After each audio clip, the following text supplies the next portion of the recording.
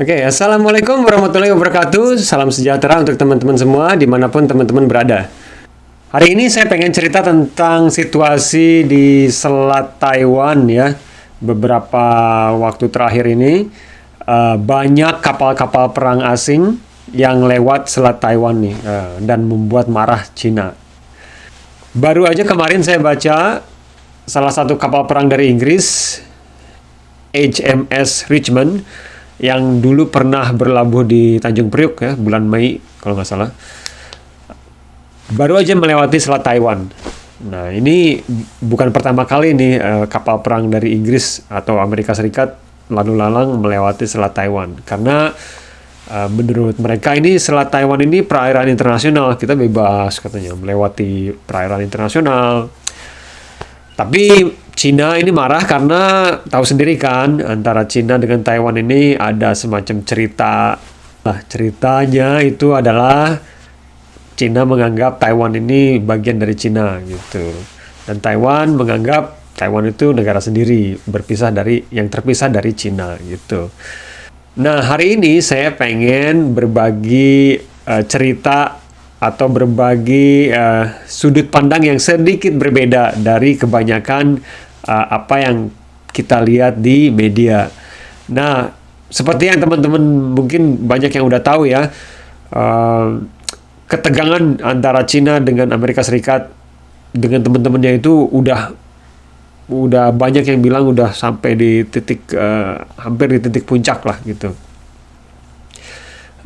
Jadi banyak ahli dan analis berpendapat bahwa ini perang nih udah nggak bisa terelakkan lagi nih. Jadi tinggal nunggu aja siapa yang nembak duluan gitu. Makanya banyak kapal-kapal perang dari Amerika Serikat ya, Inggris, nah bahkan India pun masuk ke daerah Laut Cina Selatan sekarang.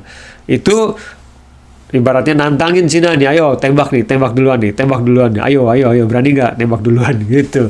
Begitu dia nembak duluan, udah rame udah gitu. Karena apa maksudnya? Karena apa? Karena kalau siapapun yang nembak duluan itu di mata dunia itu dia nanti yang akan bersalah gitu. Saling nantangin siapa yang nembak duluan gitu. Siapa yang berani nembak duluan.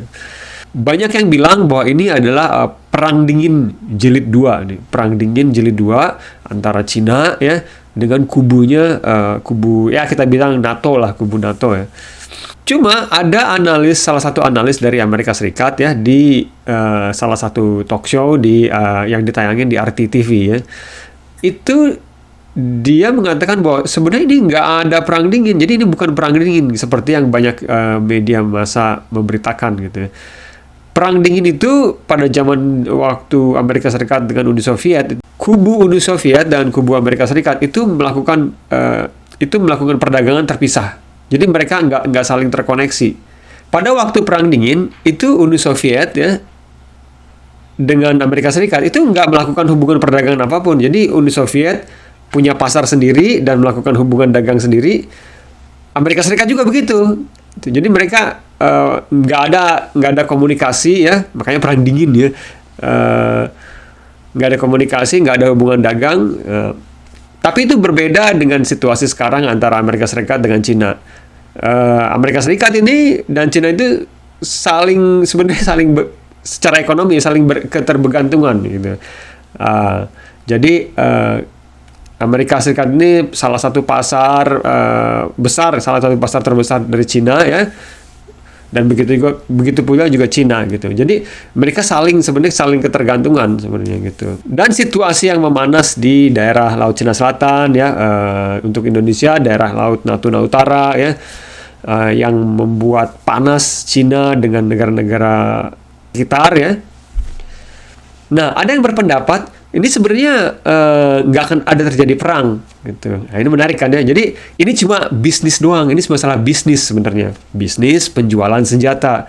Kenapa bisnis? Nah, karena apa? Amerika Serikat ini kan keluar dari Afghanistan, ya kan? Amerika Serikat keluar dari Afghanistan dan menurut yang saya baca ya, dengan tinggalnya Amerika Serikat di Afghanistan itu Amerika Serikat itu mendapatkan bisnis untuk militer ya sampai 2 triliun dolar Amerika Serikat gitu, untuk keperluan militer mereka gitu. Jadi proyek-proyek untuk keperluan militer ya, itu kan butuh uang tuh ya. Nah itu jumlahnya itu sampai 2 triliun dolar Amerika Serikat. Nah, lumayan fantastis ya. Itu berapa kali APBN Indonesia itu. Nah, hitung aja sendiri ya.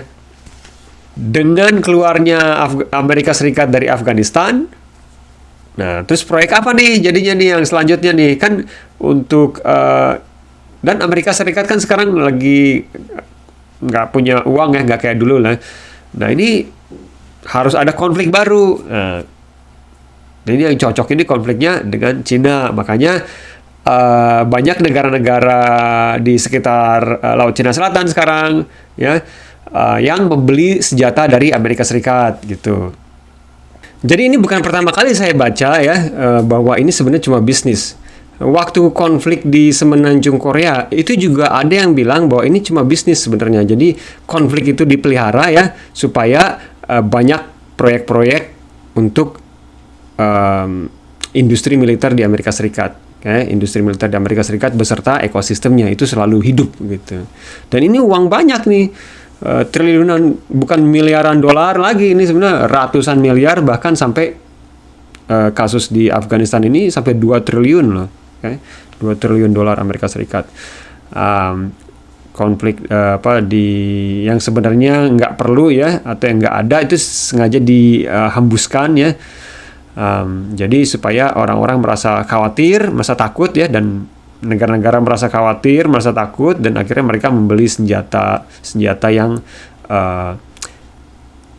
dibuat oleh Amerika Serikat. Gitu.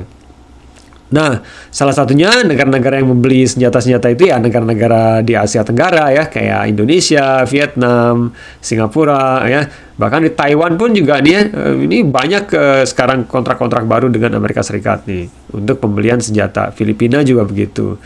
Sesuai dengan budget masing-masing tentunya ya. Tapi mereka semua beli senjata. Bahkan Australia pun ya akhirnya beli kapal selam nuklir dari Amerika Serikat ya. Nah gitu. Nah ini yang bikin Cina marah ya. Nah, ya itulah. Itu jadi semua bisnis sih, tentang bisnis. Katanya ya, ini ada pendapat tentang bisnis. Nah, cara berbisnisnya Barat itu memang begitu, gitu katanya nih. Ini jadi saya jadi teringat cerita waktu zaman VOC datang ke kerajaan-kerajaan Nusantara. Mereka juga awalnya kan bisnis ya, bisnis nih, mereka cari perdagangan, mencari rempah-rempah ya gitu ya. Dan bukan cuma VOC aja kan yang datang ke Nusantara, Inggris juga ya, ada Portugis, ada Italia, Italia nggak sampai Nusantara kali ya, Spanyol.